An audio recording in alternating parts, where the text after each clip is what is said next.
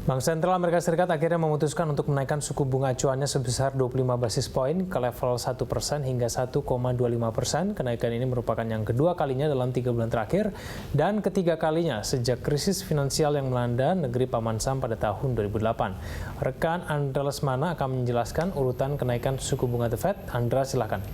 Baik, terima kasih Egan dan juga pemirsa. Kenaikan suku bunga The Fed didorong oleh pertumbuhan ekonomi yang stabil yang didukung membaiknya data tenaga serta keyakinan bahwa inflasi akan naik sesuai target Bank Sentral. Kebijakan The Fed tersebut sudah diantisipasi pasar finansial sebelumnya sehingga mata uang regional justru menguat terhadap dolar Amerika Serikat termasuk rupiah. Kita akan lihat data kenaikan suku bunga Bank Sentral Amerika Serikat, ini dia. Pada November 2016, suku bunga The Fed di kisaran 0,5%, kemudian Desember 2016 naik menjadi 0,75%. Kemudian di Februari 2017 stabil tetap di 0,75%, sementara itu di bulan Maret 2017 kembali meningkat 0,25 basis poin menjadi 1%, dan di bulan Juni 2017 di kisaran 1 hingga 1,25%. Sementara itu, rapat Dewan Gubernur Bank Indonesia memutuskan untuk menahan suku bunga 7-day reverse repo rate di angka 4,75% dan berlaku mulai 16 Juni 2017. Untuk suku bunga deposit facility juga ditahan di 4,0% dan lending facility 5,5%. Ditahannya suku bunga 7 atau 7-day reverse repo rate ini merupakan yang ke-9 kalinya sejak Oktober 2016. Kita akan lihat datanya, ini dia BI 7-day repo rate.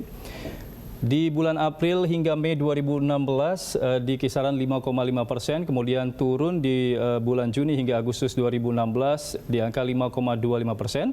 Sementara itu di bulan September 2016 kembali turun menjadi 5% dan Oktober hingga Juni 2017 turun menjadi 4,75%. Ya, demikian Egan, kembali ke Anda. Andra, suku bunga acuan Bank Indonesia ada di peringkat ketiga tertinggi di negara-negara kawasan ASEAN di bawah Vietnam dan Brunei Darussalam. Tingginya laju inflasi serta fluktuasinya nilai tukar rupiah terhadap dolar Amerika Serikat membuat suku bunga domestik lebih tinggi dibandingkan dengan negara-negara di kawasan Asia Tenggara lainnya, seperti Singapura atau Malaysia. Nah, bisakah Anda sampaikan berapa besar suku bunga negara ASEAN, Andra? Baik Egan, terkendalinya laju inflasi sepanjang 2016 mendorong BI kembali memangkas suku bunga patokannya BI 7-day reverse repo rate sebesar 25 basis poin menjadi 4,75%. Tingginya suku bunga akan membebani para pelaku usaha dalam mencari pendanaan dari perbankan. Apalagi sebagian besar dalam skala usaha mikro, kecil, dan menengah atau UMKM. Kita akan lihat datanya suku bunga negara-negara ASEAN. Ya, ini dia untuk Singapura di kisaran 0,12%, kemudian Kamboja di kisaran 1,45%, selanjutnya Thailand 1,5%, Filipina 3%, Malaysia 3%, Laos 4,5%, Indonesia di angka 4,75% dan Brunei Darussalam 5,5% dan terakhir Vietnam paling tinggi 6,5%. Demikian informasi yang bisa saya sampaikan, kembali ke Anda, Egan. Baik, terima kasih atas data-datanya Andra Lesmana. Saya kembali ke Mas Bima dulu. Mas Bima, kalau misalnya memang dampak dari kenaikan suku bunga The Fed ini tidak terlalu signifikan, paling tidak buat Indonesia, kalau Anda sepakat mengenai itu, kira-kira ada tidak dampak-dampak yang paling tidak harus diwaspadai oleh Bank Indonesia dan juga pemerintah Indonesia? Bagaimana? Oke, kalau secara eksternal tadi sudah disebutkan ya bahwa memang ada kenaikan The Fed ya, bahkan akan kenaikannya sekali lagi gitu ya di semester 2 gitu ya, sinyal dari Yellen itu tidak akan terlalu berdampak signifikan terhadap rupiah maupun dari pasar modal juga. Tetapi yang perlu dicermati sebenarnya adalah selisih antara inflasi domestik di Indonesia saat ini kemudian dengan 7 days repo rate. Jadi kalau kita lihat memang di tahun 2017 diprediksi inflasi ini, bahkan World Bank juga memprediksi akan menyentuh 4,5%. Kita sendiri memprediksi akan ada di range antara 4,3 sampai 4,5%. Artinya lebih tinggi dibandingkan tahun 2016. Kalau gapnya itu semakin mengecil dibanding suku bunga acuan dari Bank Indonesia, maka otomatis nanti akan ada penyesuaian. Nah, kita harapkan tidak terjadi kenaikan 7 days repo rate. Cukup bertahan di 4,75%, bahkan kalau ada ruang itu bisa dikecilkan menjadi kurang lebih misalkan 4,5% gitu ya. Tetapi ketika tekanan dari inflasi cukup tinggi dan sulit dikendalikan, ini mengakibatkan suku bunga acuan dinaikkan, maka yang akan menjadi beban tadi adalah pelaku usaha, terutama pelaku usaha kecil yang memang sudah menanggung suku bunga kredit terlalu mahal. Nah, ini memang PR paling besar saya kira kalau dari eksternal sudah cukup tidak terlalu berat, resikonya adalah dari internal bagaimana mengendalikan inflasi, terutama inflasi dari makanan dan inflasi dari harga yang diatur pemerintah. Karena Juli juga sebenarnya salah satu warning juga di mana di situ nanti ada tahun ajaran baru, kemudian transportasi juga masih naik begitu ya, dan ada kemungkinan penyesuaian harga BBM, bahkan listrik pun juga bisa disesuaikan di Juli setelah Lebaran. Kalau misalnya Bank Indonesia akhirnya sudah menetapkan paling tidak suku bunga Bank Indonesia tidak berubah begitu ya, 4,75%, menurut Anda ini langkah yang tepat, Mas Bima? Ini sesuai dengan ekspektasi kita sebetulnya? Iya, sebenarnya kemarin ada sensus ya, bahwa 10 ekonom sepakat ya, ekonom dalam negeri sepakat bahwa yang terbaik memang sekarang adalah 4,75% gitu ya, dari beberapa media.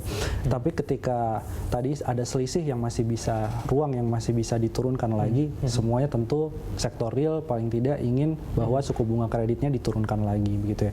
Karena gimana kalau misalkan pertumbuhan dari kreditnya itu juga menjadi lebih rendah karena adanya tekanan pada suku bunga yang akan naik misalkan, pasti yang akan repot adalah pertumbuhan ekonomi, akan sulit mencapai katakanlah 5,1% di tahun ini, dan ada dorongan yang cukup besar pada konsumsi rumah tangga.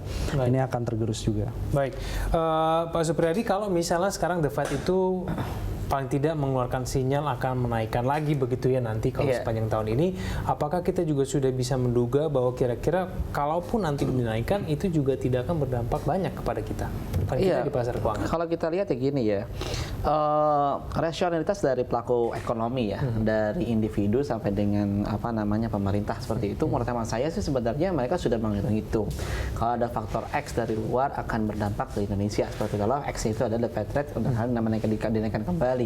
Bagaimana dengan daya beli daripada si pelaku ekonomi itu sendiri?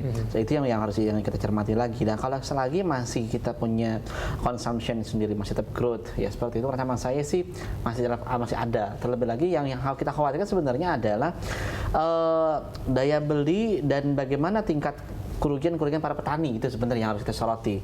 Kenapa? Karena kalau kita cermati lagi pada waktu saat ini ya, biasanya ada terjadi kenaikan yang signifikan pada misalnya dari sembako seperti cabai maupun yang lain. Tapi ternyata apa? Berguguran harganya sehingga para petani itu mengalami kerugian, otomatis daya beli masyarakat mereka kan berkurang. Nah, ini yang dikhawatirkan dari pemerintah sendiri. Bahkan Bulog sendiri geleng-geleng kepala apa yang terjadi, dipermainkan bagaimana lagi gitu kan. Nah, ini yang benar-benar kita khawatirkan. Kita masih dari sisi moneter ya, masih cukup murah, masih cukup rendah seperti itu. Bahkan targetnya dengan nanti terpilihnya Ketua OJK baru, malah yang ekspektasi di media di pemerintah, mau berani nggak dia nurunin suku bunganya nantinya ke depan, seperti targetnya seperti itulah. Artinya kan targetnya adalah moneter ya, moneter kebijakan yang expand kembali seperti itu. Tapi kalau tidak disupport daripada sisi sektor realnya, ini menurut saya agak sedikit berat seperti itu. Terlebih lagi kan sebenarnya bagi pelaku usaha, selain memang dari faktor-faktor memang masalah inflasi yang berat kaitan terhadap taruhlah harga komoditas yang memang akan dikonsumsi masyarakat seperti itu akan terjadi kenaikan. Menurut saya yang akan dicermati lagi itu adalah seiring dengan rupiahnya masih cenderung bertambah tidak. Karena kalau seandainya nanti dari segi moneter diturunkan, rupiah kita kira-kira kalau misalnya kita sebagai investor asing mau nggak sih kalau seandainya kita naruh uang di Indonesia dengan suku bunga semakin kecil?